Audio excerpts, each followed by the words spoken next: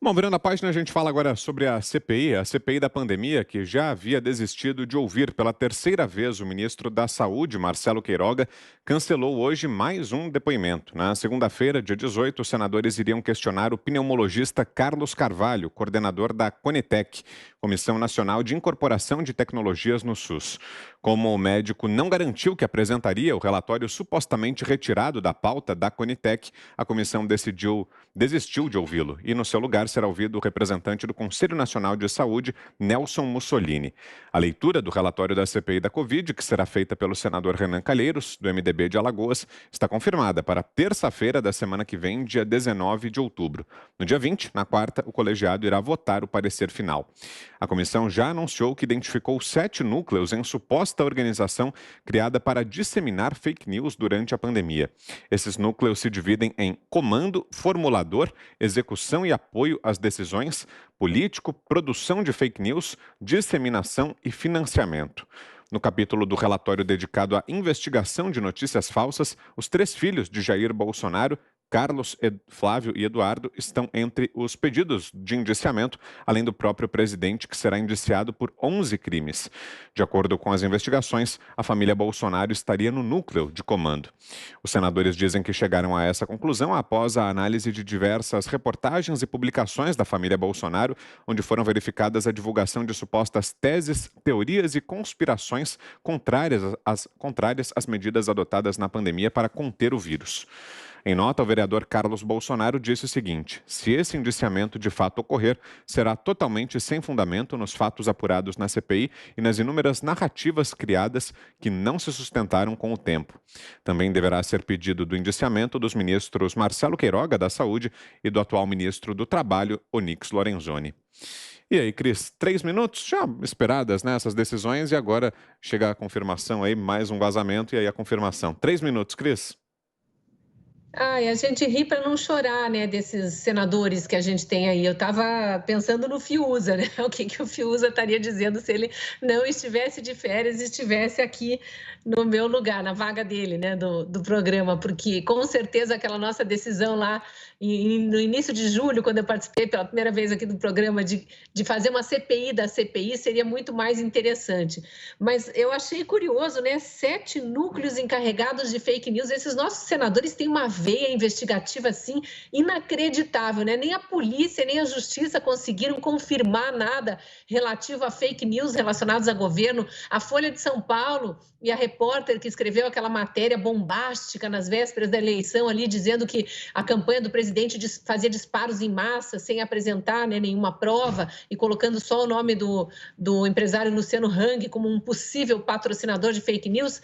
As duas, tanto o jornal quanto a jornalista, foram condenados a indenizar o empresário Luciano Hang por ter espalhado essa notícia falsa. Então, fake news foi quem disse que havia fake news na campanha do governo. Pelo contrário, a gente precisa lembrar que o candidato Fernando Haddad foi condenado por espalhar fake news, porque ali houve provas vistas pela polícia e pela justiça. Então, é muito inacreditável que agora os senadores descubram núcleos, 7 núcleos encarregados de fake news dentro do governo, se nem para se eleger o presidente Bolsonaro precisou disso, pelo menos não há confirmação, né? E aí eu fico lembrando daquele início de governo Bolsonaro, em que a imprensa adotou umas narrativas de núcleo ideológico, núcleo militar, lembram disso? Agora parece que se dissolveu com a saída do ministro das Relações Exteriores, do ministro do Meio Ambiente, que eram os que eles julgavam, o ministro da Educação, o Abraham Weintraub, o segundo ministro da Educação, né? O primeiro também, que foi aquele polêmico que ficou menos tempo, mas eles julgavam que esse era um núcleo ideológico.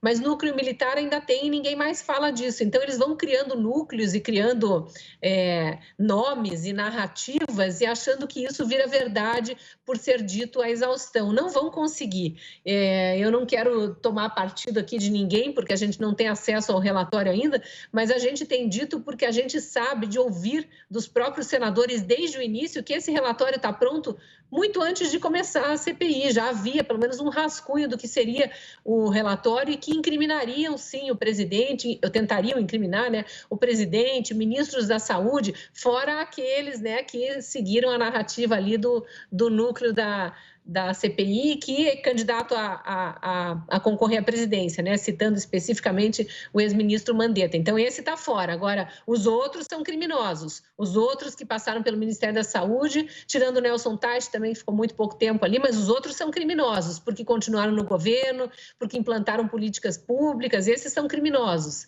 Mataram gente, em vez de tentar salvar. Eu acho que é muita discussão para nada, é muito tempo perdido. Eu, pessoalmente, tenho muita vergonha do Senado que a gente tem atualmente. Eu acho que os outros senadores que não fazem parte da CPI deveriam encampar uma campanha para tentar salvar o Senado, assim como a população tenta salvar o STF dos próprios ministros atuais, os senadores que ainda se prezam a discutir assuntos que realmente importam para o Brasil, deveriam encampar uma campanha mesmo de acabar com essa difamação que o próprio Senado jogou sobre si através da CPI. Você, Ana, 3 minutos. Não vou precisar dos 3 minutos, Vitor. O que eu tenho para falar sobre a CPI é para lembrar o nosso querido ouvinte e espectador que o ano que vem, 2022, Omar Aziz, Simone Tebet, Otto Alencar, além do pirracento Davi Alcolumbre, estarão aí nas cédulas, né? Ou não. Só lembrando que aos nossos eleitores aí, né, do Amapá, do Amazonas e do Mato Grosso do Sul, que Omar Aziz, Simone Tebet, Otto Alencar e Davi Alcolumbre estarão aí, terão que prestar esclarecimentos ao eleitorado, ao Brasil, na cédula, ali no Confirma. Esse é o meu comentário sobre a CPI. A gente vai ter que falar isso todos os dias, para lembrar que eles vão ter que prestar contas de tudo isso que eles estão fazendo, de como eles usaram o nosso dinheiro, dinheiro dos pagadores de impostos, numa CPI que foi uma palhaçada, numa CPI que gastou o nosso dinheiro para palanque político, palanque ideológico, ataque ao governo, oposição ao governo, qualquer governo é saudável, é importante em qualquer democracia, mas uma oposição propositiva e não uma oposição destrutiva como essa que nós temos, que usou o nosso dinheiro e o nosso tempo para puxar o tapete do Brasil acima de tudo. Diga, Zé, 3 minutos. Ô Vitor, como se diz lá na minha cidade, o Renan Calheiros é como barata. Quando não rói, põe gosto e cheiro ruim. Ou seja, ele não tem absolutamente acesso ao governo, né? Ele não tem nada, não está conseguindo arrancar nada do governo, aí ele ataca o governo. Hoje, a CPI é o principal polo e a plataforma de oposição. Isso porque a oposição foi calada com atos, a oposição foi calada com postura, a oposição foi calada com o próprio passado de quem administrou um país de uma forma perdulária e entre amigos e que o povo se lixasse. Esta é a realidade. A oposição, raiz, aquela do PT, cadê esse pessoal escondendo-se atrás da CPI? E aí Renan Calheiros, que foi chamado de vagabundo pelo presidente Jair Bolsonaro, foi chamado de vagabundo pelo senador, colega dele, Flávio Bolsonaro, está até aqui de mágoas, né? E aí ele vai carregar nas tintas, imagine, 11 crimes praticados pelo presidente Jair Bolsonaro. Onde já se viu? Cadê a ligação? Ele pode até descobrir, sim, um roubo aqui, um roubo ali, porque onde há governo, há alguém tentando arrancar dinheiro, né? Essa é a realidade. Agora, a ligação com a cúpula, a ligação com o presidente Jair Bolsonaro, a CPI não investigou.